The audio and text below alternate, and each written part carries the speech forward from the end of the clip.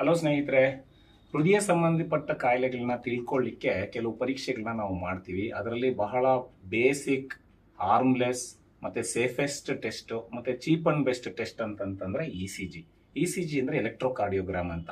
Electro ಅಂದ್ರೆ current, cardio ಅಂದ್ರೆ heart, gram ಅಂದ್ರೆ ಮೆಜರ್ಮೆಂಟ್. ಸೊ ನಾವು ಹೃದಯದಲ್ಲಿ ಕೆಲವು ಕರೆಂಟ್ ಆಕ್ಟಿವಿಟೀಸ್, ಎಲೆಕ್ಟ್ರಿಕಲ್ ಆಕ್ಟಿವಿಟೀಸ್ ನಡೀತಾ ಇರುತ್ತೆ. ಪ್ರತಿ ಹಾರ್ಟ್ ಬೀಟ್ ಹೊಡ್ಕೋಬೇಕಂದ್ರೆ ಅಲ್ಲಿ ಕರೆಂಟ್ ಉತ್ಪತ್ತಿ ಆಗ್ತದೆ.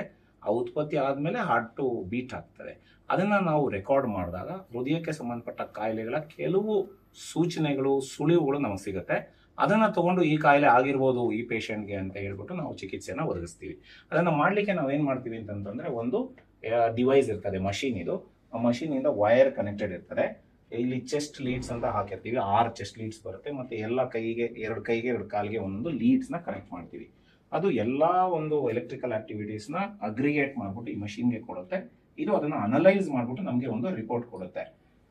ಸೊ ಆ ರಿಪೋರ್ಟ್ ನ ನಾವು ಓದ್ಬಿಟ್ಟು ಪೇಷಂಟ್ ಸಿಂಪ್ಟಮ್ಸ್ ಏನಿದೆ, ಅವ್ರಿಗೆ ಏನೇನು ಸೂಚನೆಗಳಿದಾವೆ, ಅದು ಏನು ಕಾಯಿಲೆ ಇರಬಹುದು ಅನ್ನೋ ನಾವೊಂದು ಸೂಚನೆ ತಗೊಂಡು ಇ ಸಿ ಜಿನ ಮಾಡ್ತೀವಿ.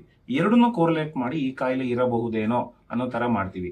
ಏನೂ ತೊಂದರೆ ಇಲ್ಲ, ಸುಮ್ಮನೆ ಓಡಾಡ್ಕೊಂಡಿರೋ ಮನುಷ್ಯಗೆ ಬಂದ್ಬಿಟ್ಟು ಇ ಸಿ ಜಿ ಮಾಡ್ಬಿಟ್ಟು ಏನ್ ಕಾಯಿಲೆ ಇರ್ಬೋದು ಹೇಳಿ ಡಾಕ್ಟರ್ ಅಂದ್ರೆ ಹಂಗೆ ವರ್ಕ್ ಆಗೋದಿಲ್ಲ. ಬಹಳ ಜನ ಮಾಡ್ತಾರೆ. ಸುಮ್ಮನೆ ಹೋಗೋದು, ಇ ಸಿ ಜಿ ಮಾಡೋದು, ನೋಡಿ doctor E C G normal ಇದೆಯಾ, ಎಲ್ಲ ಚೆನ್ನಾಗಿದೆ. No, E C G normal ಬಂದ್ ಮಾತ್ರಕ್ಕೆ ಎಲ್ಲ ನಾರ್ಮಲ್ ಇದೆ ಅಂತ ಅಲ್ಲ, ಅಥವಾ ಅದರಲ್ಲಿನೋ ಅಬ್ನಾರ್ಮಲ್ ಅಂತ ಬಂದಿದ ತಕ್ಷಣ ಕಾಯಿಲೆ ಇದೆ ಅಂತಾನೂ ಅಲ್ಲ.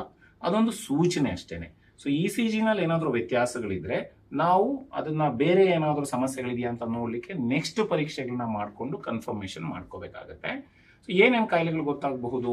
ಸಹಜವಾಗಿ ಇ ಸಿ ಜಿ ನಲ್ಲಿ ನಾವು ಎಲೆಕ್ಟ್ರಿಕಲ್ ಆಕ್ಟಿವಿಟಿ ನೋಡೋದ್ರಿಂದ ಹಾರ್ಟ್ ಬೀಟ್ ವೇರಿಯೇಷನ್ಸ್ ಏನಾದ್ರೂ ಇದೆಯಾ, ಜಾಸ್ತಿ ಇದೆಯಾ, ಕಮ್ಮಿ ಇದೆಯಾ, ಅಬ್ನಾರ್ಮಲ್ ಇದೆಯಾ ಅಂತ ಗೊತ್ತಾಗುತ್ತೆ.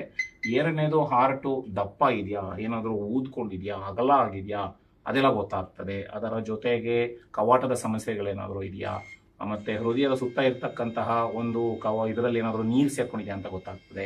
ಅಥವಾ ಕೆಲವೊಮ್ಮೆ ಹೃದಯದಲ್ಲಿ ಬೇರೆ ತಾಪತ್ರೆಗಳಿಗೆ ಬ್ಲಾಕೇಜ್ ಇಂದ ಹೃದಯಾಘಾತ ಆಗಬಹುದು.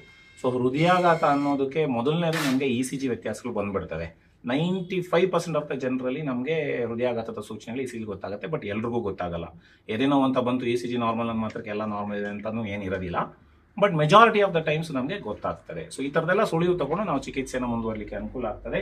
ಸೊ ನೀವು ಇಲ್ಲಿ ನೋಡಬಹುದು ಸ್ನೇಹಿತರೆ, ಇ ಸಿ ಜಿ ನಲ್ಲಿ ಬಹಳಷ್ಟು ಲೀಡ್ಸ್ ಇದೆ.